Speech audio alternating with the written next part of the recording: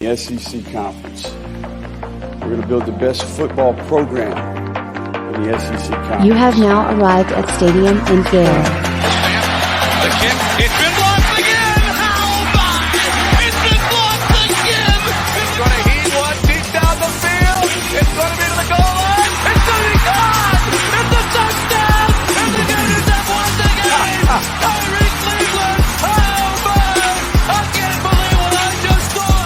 Dropping back to throw. Pops and fires the ball over the middle. It's Dory! It's Dory! Got a touchdown! Dory got a touchdown! Oh, man! Dory's got a touchdown! Ahmad Black, in his final game as a Gator, takes it all the way home and sends Urban out the winner. You have now arrived at Stadium in Gale. Boys and girls, ladies and gents, welcome to another episode of Stadium in Gale. It's your favorite Uncle Silk. It's Dan. And Delatorre. Gentlemen, we have an exciting day. We are excited to welcome, I believe it's the 26th Florida Gators football coach to our program, Billy Napier. Billy, it is a pleasure to join you this morning. Yeah, guys, excited about the opportunity to spend a little time with you, and a ton of respect for what you're doing. We really appreciate you covering our team. Absolutely. Well, Billy, we're excited to have you on. We're about 14 months into your tenure here at the University of Florida. Talk to us a little bit about what going into year two looks like. Obviously set a lot of expectations in year one, set a lot of groundwork, but what does that mean and carry over into year two? Yeah, I think the big thing is just I think we understand expectations. I think year one is very much like giving a year of your life away in terms of hiring a staff, learning a new group of players, learning a new place. And it's not, I think the game of football involves a lot of people, right? So it's not just players and the things that they need to do relative to learning, but it's also the entire organization, right? So everyone is very much settled in. Everybody's got a house. Everybody's got their kids in school. We've been fortunate, I think, for the most part at this point to retain the majority of our staff. So they're more familiar with how we operate. And certainly our players and staff, just a little bit more detail, a little bit more discipline. And I think we can get a little bit more specific relative to what it takes to win.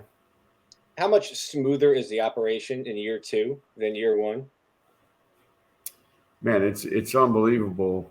I'm just observing. We're right in the middle of the second phase here, but things that I think last year we had been going for 4 years at Louisiana, so a lot of things that you took for granted, you hit the ground at a new place and you realize the amount of work that we've done over the last 4 years to get to that level of efficiency.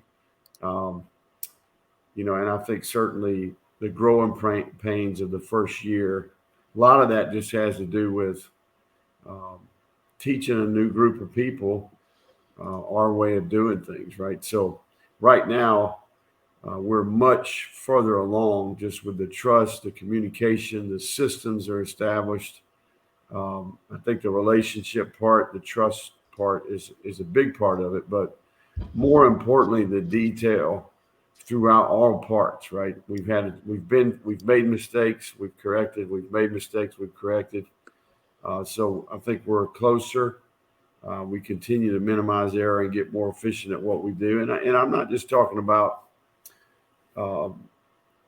running ball plays. I'm talking about every facet, right? Academics,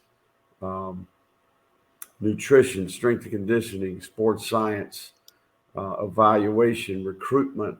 We know our product better. We know each other better, right? So, and I think that you combine that with, I think we've got 29 new scholarship players or something like that, so a lot of positive, and certainly it's a lot more fun to come to work in the second year. An important part of leadership, I think, is just self-improvement, self-awareness. What do you think you can improve from a head coach perspective versus last year? What areas you think you can improve on as a head coach? Yeah, it's a great, Silk, I think that's the ultimate question, right? One of the things that we do is we ask every single part of our organization to kind of do a year in review and have a personal plan for improvement, right? Myself included, right? And I think that we do that around New Year's signing day, right? In that part, we give them a little bit of time to think about that and get more really specific, all parts of your life, not just the football part. And I think the big thing for me is just, what I experienced in the first year is I think your time is divided in the first year, right? Compared to maybe what I experienced in the fourth, second, third, fourth year, kind of takes you back to that first year being a head coach at Louisiana. So, a lot to do in the first year. And I think my time was divided. And I think the big thing is the connection with the players, each individual player on your team and each member of the organization, right? Going that extra mile to some degree to connect and know and have a pulse for each player and each part of our team. I think each part of the organization is, in year two, that's where, from a leadership standpoint, I've observed all these people for a year. Now we can give them all feedback and help them get better. So I think that's the big takeaway is there's no way around the first year. You got to go through it. And I think the key is that we quality control everything. We get better. And certainly a new dynamic and a new place. And it's the fun part of the job too, right? You get a chance to do it over and do it better. Coach, I've got a question about recruiting. Last year you came in December, had just a couple weeks to close the first class and then a couple months to close out the rest of that class. You spend this entire year recruiting. You guys do a great job. But specifically, how do you guys go about as a coaching staff and as a team evaluating players, not just on talent, but some of the intangibles that you look for when deciding to recruit a player or, allow a player to commit and join the football program? Yeah, Dan, I think that's a huge part of what we do. And I think in today's world, it's more important than ever relative to the portal, relative to NIL, really understanding who the player is as a person. And this is college football. We're recruiting. We're not drafting like the NFL. I mean, it's important at the next level, but it's even more important, I think, at our level. And it is a part of the evaluation process, right? We have an extensive, detailed evaluation process that we go through. And one of the things that we ask the coaches to do and all parts of the recruiting process to do is to, we gather information about the makeup of the kid, right? Relative to what do the people in the school say about him, right? What do the teachers say, the administrators say? What do his coaches say?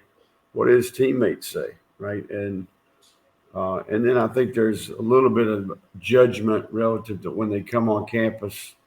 You get a gut feeling for the situation.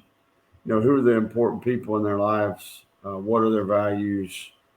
What's important to them? Are they, how are they motivated, right? Are they intrinsic, extrinsic? We really, in this off season, I think we're spending a little bit more time in that area. I think it's an important part. So, yeah, I mean, there's no doubt that when we give a player a grade, we're taking into account, all parts of the player, not just the physical talent. When it comes to the transfer portal, everything can kind of move quickly. How do you do all of that in a shorter time period? Yeah.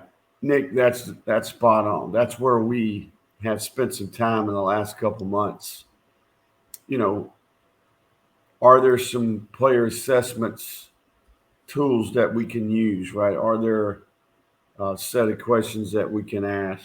The big thing, Nick, and I think you're spot on, and we talked about this. I talked to a lot of my friends about this, is it's a lot like NFL free agency, but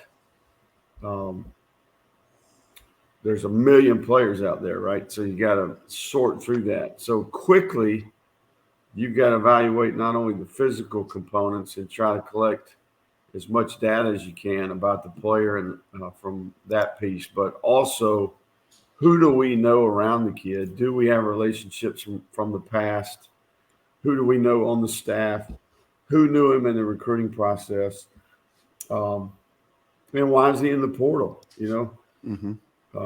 Ultimately, what made him make the decision to get in the portal, right? So I do think that it's a big part of what we do, and it's a small window of time. And I think that that's one of the frustrations that most coaches would say is like, it's like speed dating. You got to make these decisions in a hurry, right? So Right. We're living one of those crazy reality shows, every winter and every spring. But I think the key for us has been, we know someone that has inside information. We have a prior relationship with the kid, and that allows us someone that we trust speaks on the player's behalf. And then also, I think, we're looking for accurate information relative to height, length, verified speed.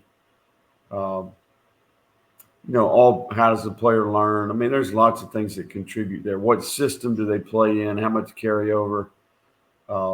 There's a lot to be learned here from the NFL model.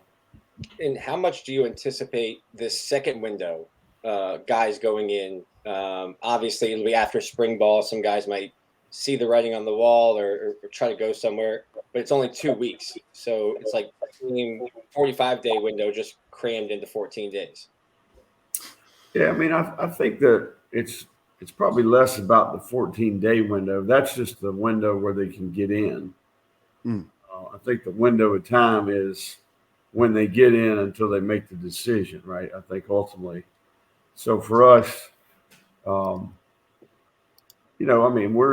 in year 2 of building a program and kind of evaluating the roster and, strengths, weaknesses. Is every position layered the right way relative to player retention, and trying to create depth at certain spots. So, I think that we're going to have a chance to watch our team the entire semester. We'll finish up spring practice. We'll kind of know where we're at. And if we feel like we've got certain positions where we need players, then, we'll evaluate the players that go into the portal and we'll try to make the best decision in the interest of the team. So I do think that so far we did a good job in year 1 of kind of adding a few players that contributed to our team. And then certainly very impressed so far with the players we've added in this group. Bird Sherrill deserves a lot of credit. I think the plan that we put in place worked. And there's a lot of work that goes into that, going all the way back, to the beginning of the process. So, I think you're spot on. I don't necessarily view it. It is different, right? Because that player is leaving. It's a little bit different timeline, right? I really do think at the end of spring, you got to really evaluate why the player is leaving. What are the motivations there? What's the situation there? And then ultimately, what needs do you have? And each individual situation, you got to see it independent of all others. Try to make a good objective decision that helps the team. Now, most of you guys off the Nick Saban, I'm going to say 100% of the guys off the Nick Saban tree could just flat out recruit. You guys are known for being elite recruiters. And recruiting has changed a little bit, just like you said with the speed dating. A lot of this is on the fly. How much do you adjust, and do you adjust your staff to maybe fit because of what NIL is? Do you change your staff to maybe fit more of a business tactic than the traditional recruiting? Yeah, I think it's a combination of both.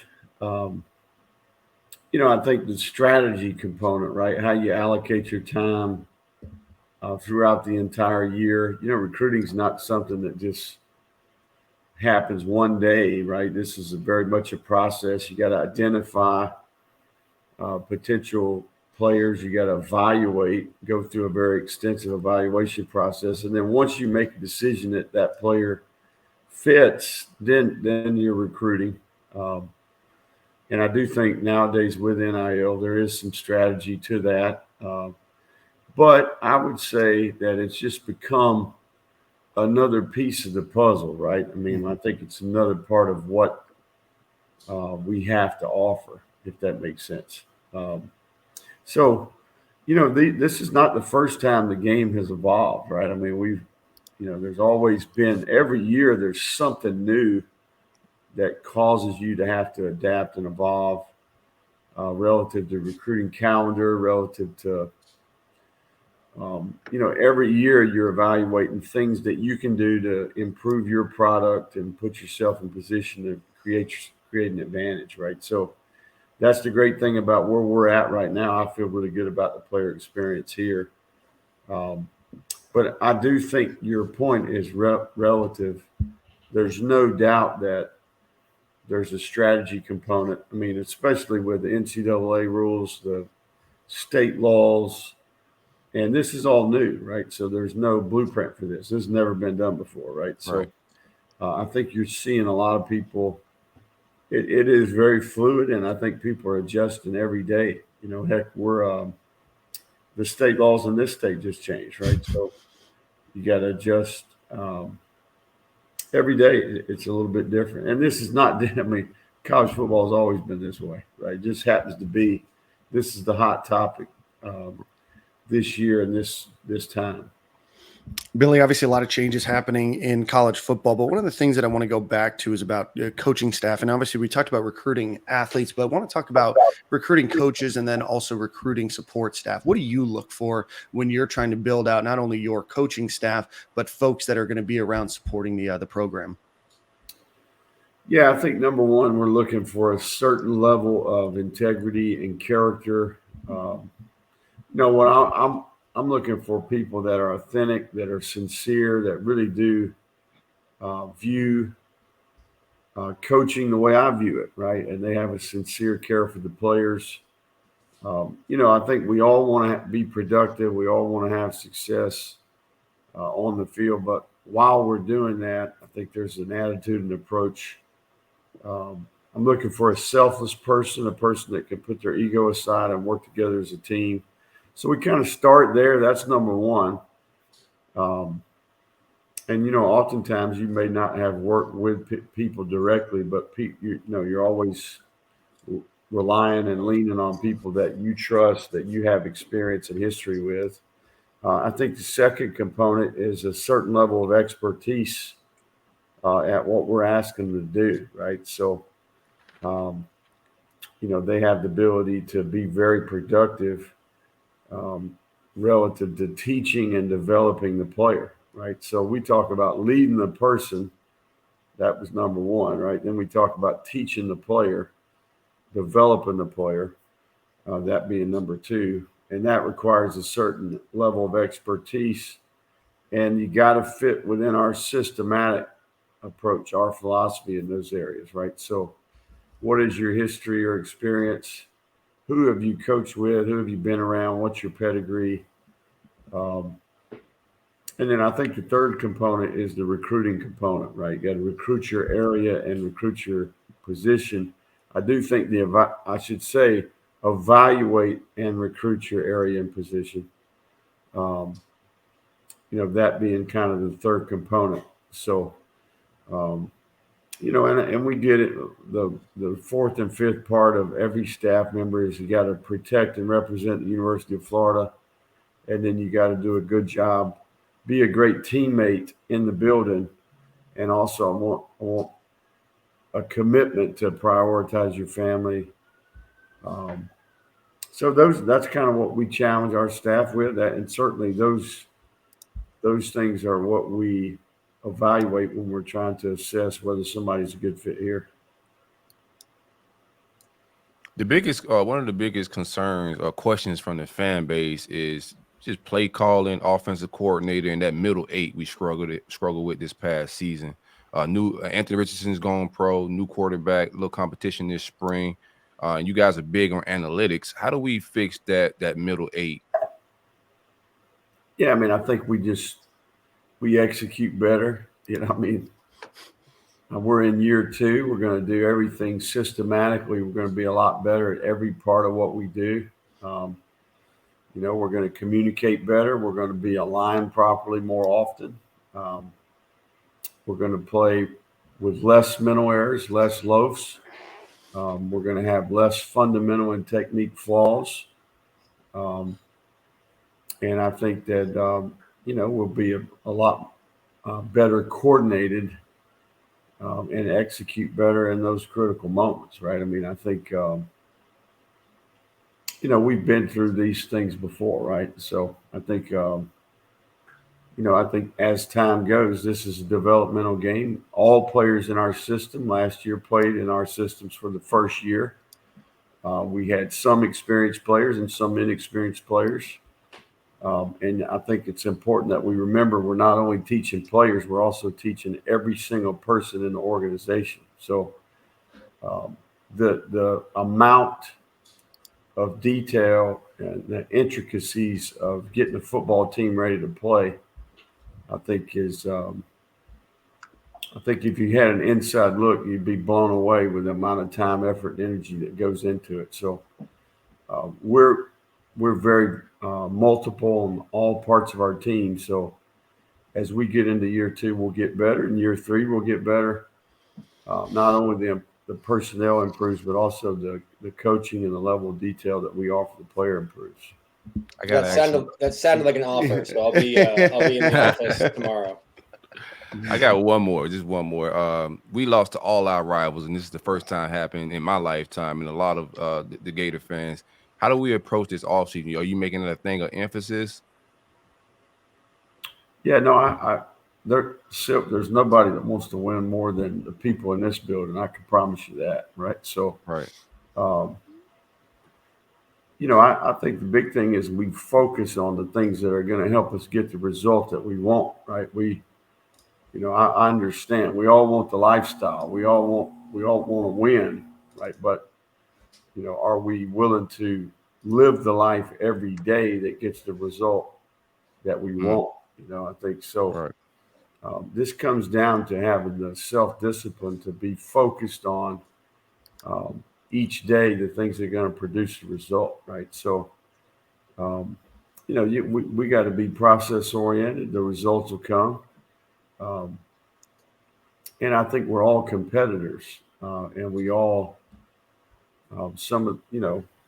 I've been in those locker rooms, right? I know our team. I know some of the key players that are coming back in our team, and there's no one that's more important to than the people in this building, and certainly the players that are returning in particular. So, rivalry games are what make this make this college football dynamic a special thing, right? So we're well aware of the challenge, and we look forward to the next opportunities that we have. Well, Billy, we appreciate your time this morning. Thank you so much. The 29th actual head coach of the University of Florida, Billy Napier, thanks so much for your time this morning, and go Gators. All right, guys. Thank you all. Go Gators. Thanks, Coach.